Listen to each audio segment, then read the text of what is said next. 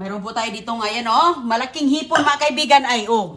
Hala, ayan, hipon. Igisahin natin ito sa labong. Ay, so sarap nito, oh. Ayan. Oh. Tapos, mayroon tayong munggus. So, ayan, oh. Hindi magpapahuli ang ating kangkong at talbos kamote, oh. Kangkong, oh. Talbos. At, syempre, ang ating labong. Ayan, daming labong dito. Presko. Oh, malaki talaga ng ating, oh. Ayan. Mayroon akong atsal, mayroon akong sibuyas, kamatis. Oh, ayan. Ang ating pinalambot ko na munggo. So, ngayon ay gisa. Lagyan na natin ng kunting olive oil. Unahin natin ang ating, lutuin.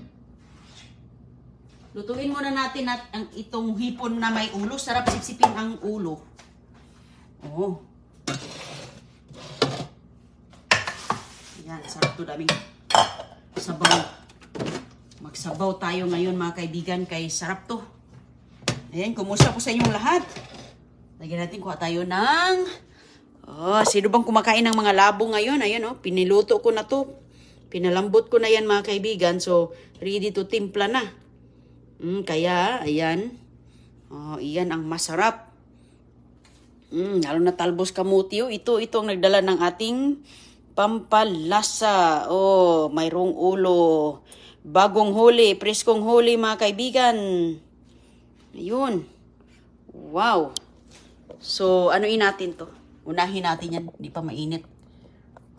Okay. Ayan. Ako nang kunting tuyo.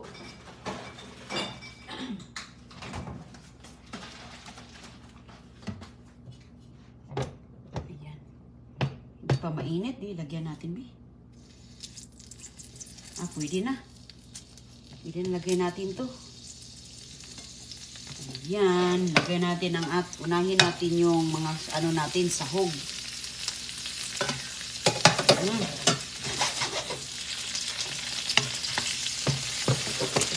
Munggus! So, sarap ito ngayon, sabaw. Laki talaga ng tanglad ni Inday Roning, galing sa Fresco's Garden ba? Simple lang timpla. Wala nang ibang kuskus na timpla dito. Very simple lang. Yan.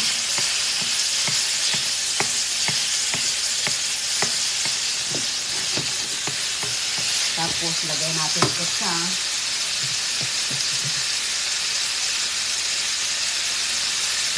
Lagyan ng asin, pepper. Ayan. Sarap. Mabilis lang to kasi nga ang lutuin natin ito lang eh. Sige. Palanguyin na natin ang ating hipon.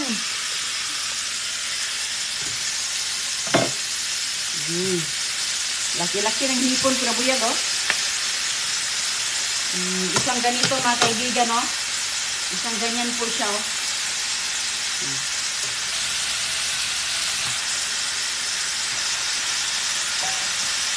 Kunting tuyo.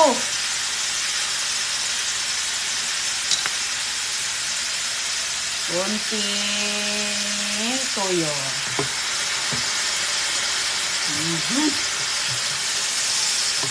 Ay. Yan na. Gamitin natin to kay malapad. Alright. Yun.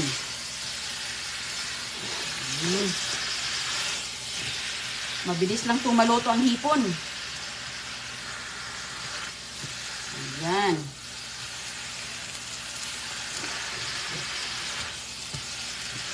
Sus ko. Sarap ng hipon. Ang sarap ng hipon. Pwede na. Pang ano naman, kaibigan, ayan.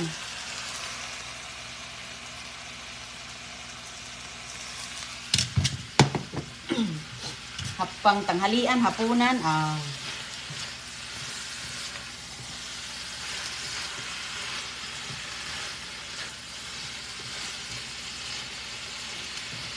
Tapos, lagyan natin yan ng tubig. Pakuluan natin. Diretso na. Hindi ko na yan tatanggalin dyan. Pakuluan natin yan. Daming sabaw kay sarap to, daming sabaw. Tapos, ilagay natin tong ating malaking tanglad. Pag kumukulo na siya, ilagay natin to. Hindi ko nakita yung ating paminta. Wala akong bawang. Okay lang. Wala akong bawang. Kulang. Pero masarap na yan. Ayan. Pakulo-kulo na. Tapos, ito ang ating ilagay. Bilis lang tumaluto. Pag kumulo na yan, lagay na natin din ang labong natin. Hindi natin tubusin mga kaibigan. Kaya dami. Siguro mga isang ganito, dalawang ganito lang. Okay, dami to. So, susunod naman. Labong po, kawayan. Sino bang kumakain ng kawayan dyan? Maganda ito sa mga ganito. Pang sinabaw, lagyan natin ng... sus ko. Hindi na natin lagyan ng malunggay. Yan lang, talbos kamote kay bagong, bagong harvest. Ayan. Bagong harvest, galing sa ating garden mga kaibigan. Oy, daming kong tanim doon. Tanim ako ng kangkong din. Hindi magtagal, makakuha na tayo doon. Lagyan pa natin ng tubig kay sarap sabaw. Tikman natin yan maya-maya. Kulo na, bi. Ayan. Itong ating tanglad na malaki, nag-ano kasi ako, nilinis yung tanglad ko doon. Kaya sobrang laki. Kumukulo na, lagay na natin to. Sus ko. Simple lang ang ating pagkain dito sa Amerika. Ito yung gusto natin, dami ko nga dito. Nilagay ko na sa plastic yung iba, Lagyan lang natin yan ng buong, ayos na. Pero lumiit naman ito siya. Lumiit naman yan. Okay, kuluan lang natin. Hindi pa kumukulo. Baliktad-baliktarin ko lang ang ating tanglad. Ang bango talaga mga kaibigan kung may tanglad. Sana mayroon akong din. Luya ba? Pero okay na yan, Kung ano lang meron sa kusina, kay hindi na maghanap ng wala dyan. Okay, malapit na kumulo. Hindi ko natatakpan. Okay na yan siya. Hello sa inyong lahat. Kumusta? Ayan.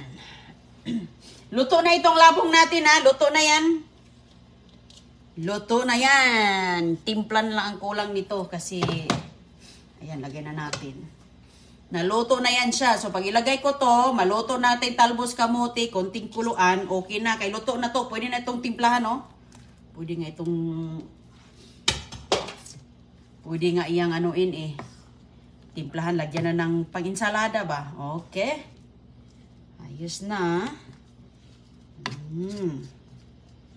Ayan, ang ating... Mayroon tayong bisita mamaya.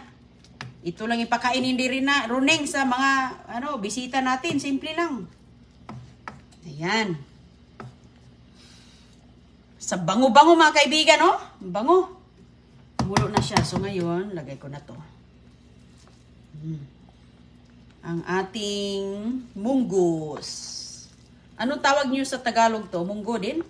Wala akong gata mga kaibigan. Gataan ko sana to pero hindi na. Next time na ako magata. So, yung ibang munggo, ayan, hindi natin maubos. Hindi natin yan lutuin sa iba. Pero, ang sarap nito, Ayan, kumulo na. Simple lang na pagkain. So, sarap to by gata, saluyot, okra. Ang sarap talaga yung mini-mention mo dyan. Gata, saluyot, ay sus. Perfect yun kayo. Sobrang perfect.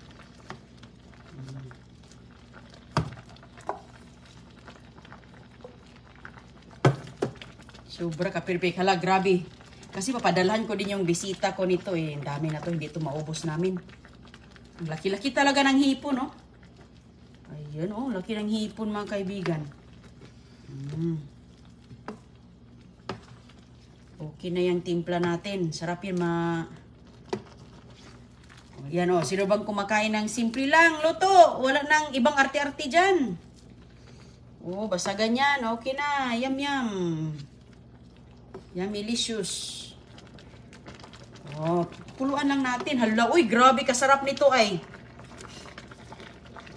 Grabe kasarap nito mga kaibigan. Oh. Simple lang. Simple. Oh, basta may hipon lang ulo, ayos na. Kumukulo na siya. Lagyan natin ng talbos pag ready na kunin kayo. Bilis sa maluto. Wala akong takip nito, kaya lagi ko lang siyang ibaliktad-baliktad. Kaya walang takip si Inderoning. Hala, grabe, isang ganito talaga. Tamang-tama si CJ, pagising ni CJ, tulog si CJ mga kaibigan, pagising niya, ito, nabahog.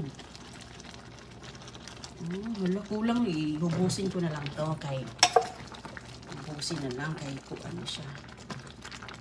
Hindi lang naman ang natitira. Pinakuluan ko muna ito. Niluto muna kahit sa katimplahan.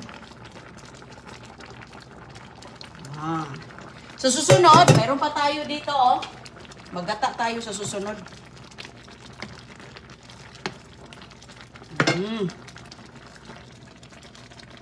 Hala.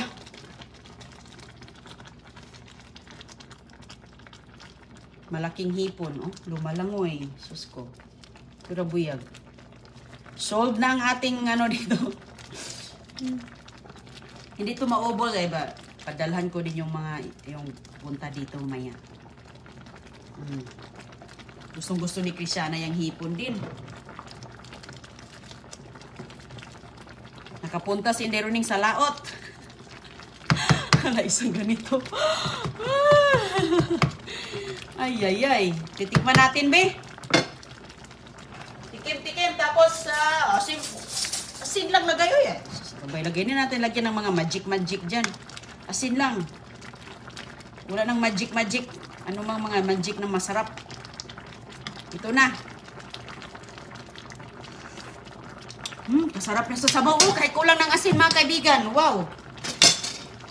Uy, hala, ang daming asin. Dami mo na nilagay. Hala ka, kasarap. Pero usog. Hala, ang sarap niya. Magustuhan talaga ito sa bisita natin ba? Tapos, nako, mahilig pa naman yung aking bisita sa mga gulay. Ay, sureball na. Makaam talaga siya sa sarap. Si Don Julio, magbahog din. Maganda talaga palambutin ng maayos ang iyong... Okay na yan, madurog. Hindi man yan nadurog. Maganda talaga madurog din yung kasi maglapot-lapot yung sabaw. Hindi ko na kasi yan nilalagyan ng pampalapot. Lumalapot lang siya ng kusa. Tikim ulit. Okay, nalagyan na natin ng asin. Pati ng bagong kutsara. Kasi hindi lang tayo ang kumakain nito.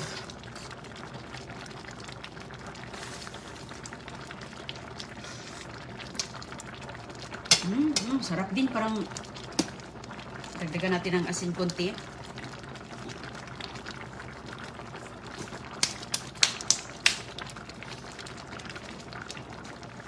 Konting asin. Kasi malaki to eh. Dami kasing sabaw nito. Daming sabaw.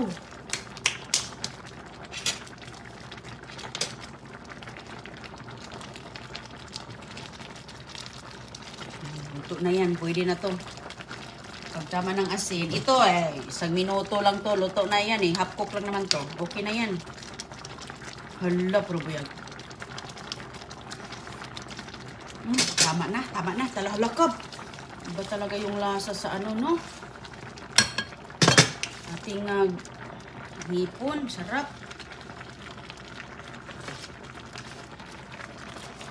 So ngayon, pwede na nating tanggalin ang ating tanglad kay nagsikip-sikip lang ito dyan. At least nakuha na natin ang pantimpla. Hinaan na natin. Kay itong ating talbos, bilis lang yan.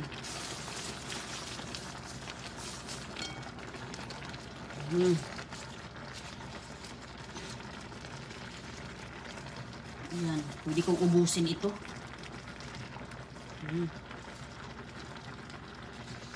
Ganda mga kaibigan, oh. Puno ng mga gulay. Ganda yan, kain tayo ng mga gulay kay mahal na ngayon ang mga karne. Mahal na ang karne, oy. Gulay-gulay na lang tayo.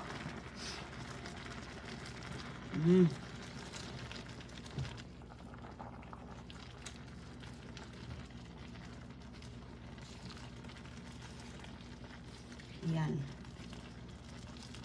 Pinalagay ko sa ilalim yung mga talbos natin kay para maluto. Oh. Oh, de. Sus ko. Sureball nas manay. Tamang-tama talaga pagising ni Don Julio. Paborit talaga Don Julio to. With labong. Ay, ay. Ayan, sana andito kayo mga kaibigan kay sus, magkainan tayo. Ayan, dagdagan pa natin kay mahilig sa gulay ang mga tao dito. Ang mga tao dito, sus ko, everyday gulay talaga yan. Kahit almusal, tanghalian, kahit hapunan. Oh. Ubusin na natin. O, diba? Di? Ay, sus ko. Ayan. Ang tagal ko na kasing gustong magluto ng ng munggus. Sabi ko, pag munggus lang, gusto ko may labong din. Nakalabong tayo. Paits, ayos. Ayan, oh. Sus, isang kaldero ba? O isang malaking, yan yung pinakamalaki kong kawali. Yan ang mga kaibigan. Naubos talaga, oh. Kasi matutunaw lang siya, maganyan lang. Tanggalin na natin yan. Matunaw lang siya ba? Lumiit. Tinanggal ko na talaga yung malaking... Ang laki ng aking tanglad. Dami kong tanglad dito dahil nagtanim ako ng marami. Maganda yan sa, lalo na sa panahon ngayon, no? Maganda po yan sa lamok. Ayos na yan. Yung tanglad, maganda yan. Repellent sa mga lamok po. Oh, magtanim kayo ng marami kayong lamok dyan. Tanim kayo ng mga tanglad sa paligid. Nakatulong naman siya. Nakakatulong. Aliyan. Ready to eat na. Ready to eat na tayo. Ay, simple lang mga kaibigan. Oy. Wala nang ibang arte-arte dyan. Okay na to. Yan.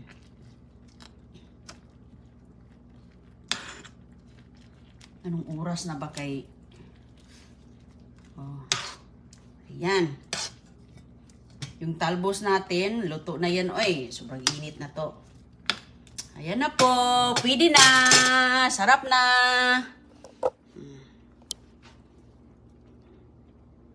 Kaon na tayo. Pwede na, oh.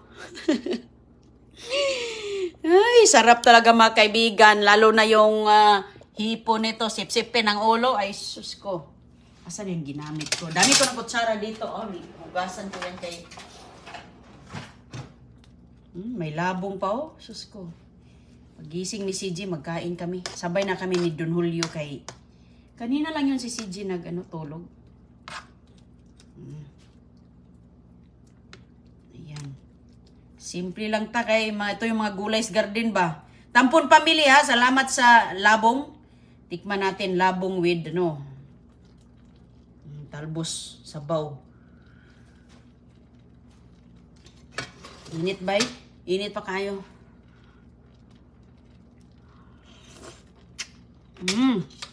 Kabiyag. Harap. Luto na. Sige mga kaibigan. Magkainan tayo mamaya pag darating na pagising ni CJ. Tanggalin ko na dyan. Kain tayo mamaya. Ayan, salamat po kay makapagluto talaga kayo nito mamaya ba. Dito kasi tanghali ang tapat eh. Yan, masaya na ako nito. Ito lang, basta mayroong gulay ay sarap ang gulay. O sige po ha. Bye-bye muna. Kita lang tayo sa susunod. Salamat po.